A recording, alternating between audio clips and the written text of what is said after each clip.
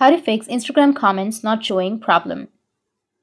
So if you want to fix Instagram comments not showing problem, then what you need to do is first you just need to simply open up your Instagram application. After opening your Instagram, now you need to go with profile. After opening your Instagram, now you need to go with profile, which is on the bottom right, and then go with the upper right, which has that 3 horizontal lines. And now you need to scroll down and you need to find the comments section.